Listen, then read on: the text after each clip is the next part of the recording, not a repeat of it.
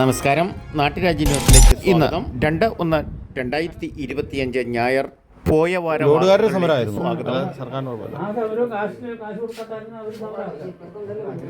കഴിഞ്ഞ ദിവസം 2 ദിവസങ്ങളിൽ റേഷൻ കടകളിൽ സാധനങ്ങളില്ലായിരുന്നു.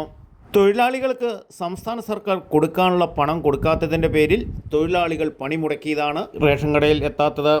സംസ്ഥാനമൊട്ടാകെ റേഷൻ കടകളുടെ മുന്നിൽ കോൺഗ്രസ് പ്രതിഷേധ സമരവും നടത്തി.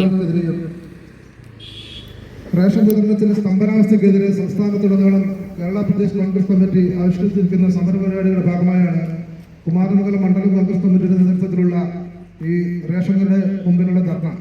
നമുക്കറിയാം, ഇന്ത്യ സ്വാതന്ത്ര്യം ലഭിച്ചതിന് ശേഷം അന്ന് പട്ടിണിയായിരിക്കുന്ന രാജ്യത്തെ അന്നത്തെ അധികാരത്തിലുള്ള ഭരണാധികാരികൾ റേഷൻ കടകൾ മുഖേന അവരുടെ വിശപ്പടക്കാൻ വേണ്ടി ഭക്ഷ്യധാന്യങ്ങൾ വിതരണം ചെയ്തിരുന്നു. നമുക്കറിയാം, ഗവൺമെന്റിന്റെ വരുമാനത്തിന്റെ നല്ലൊരു ശതമാനം വിദ്യാഭ്യാസ മേഖലയ്ക്ക്, ആരോഗ്യ മേഖലയ്ക്ക്, അതുപോലെ തന്നെ പൊതുവിതരണ മേഖലയ്ക്ക് വേണ്ടിയാണ് മാറ്റിവെച്ചിരിക്കുന്നത്. അത് എല്ലാ മേഖലകളും ഇന്ന് തകർന്ന് തരിപ്പണമായിരിക്കുന്നതാണ്. എല്ലാം ശരിയാക്കുമെന്ന് പറഞ്ഞ് അധികാരത്തിലേറിയ പണ്ട് സമരത്തിന് നേതൃത്വം നൽകിയിരുന്ന പാവപ്പെട്ടവരുടെ പാർട്ടിയായ CPM അധികാരത്തിൽ വന്നപ്പോൾ ഇന്ന് റേഷൻ കടകളിൽ എന്താണ് സ്ഥിതി? സമരത്തിൽ പങ്കെടുത്തവർക്കും ഇതിന്റെ കാരണങ്ങൾ എന്തെന്ന് അത്ര വ്യക്തതയില്ല. കേന്ദ്ര സർക്കാർ ഇതുവരെയും റേഷൻ വിതരണത്തിന് ഒരു മുടക്കവും വരുത്തിയിട്ടില്ല. ഏത് റേഷൻ കടകളിലും മല പോലെ അരി സാധനങ്ങൾ നിറഞ്ഞിരിക്കുന്നത് ആർക്കും നിസ്സംശയം പറയാൻ സാധിക്കുന്ന രീതികളിൽ കൂടിയാണ് റേഷൻ കടയുടെ നടത്തിപ്പ് കാര്യങ്ങൾ. അതും കാർഡുടമയ്ക്ക് ഇഷ്ടമുള്ള റേഷൻ കടകളിൽ നിന്ന് അരി സാധനങ്ങൾ മേടിക്കാം. ഇത്രയും സുതാര്യമായ രീതിയിൽ റേഷൻ വിതരണം തന്നെ ആദ്യമായിട്ടാണ്. സാമ്പത്തികമായ ചില പ്രതിസന്ധികൾ നമ്മുടെ സർക്കാരിനുണ്ടായാലും സംസ്ഥാന സർക്കാരും കേന്ദ്ര സർക്കാരും റേഷൻ വിതരണത്തിന് കൊറോണ പ്രതിസന്ധ കാലഘട്ടങ്ങളിൽ വരെ കുറവ് വരുത്തിയിട്ടില്ല. എന്നാൽ കേന്ദ്ര സർക്കാർ റേഷൻ വിതരണത്തിൽ ചില മാറ്റങ്ങൾ വരുത്താൻ പോവുകയാണെന്ന് ദേശീയ വാർത്തകളിൽ ശ്രദ്ധേയമായിരുന്നു.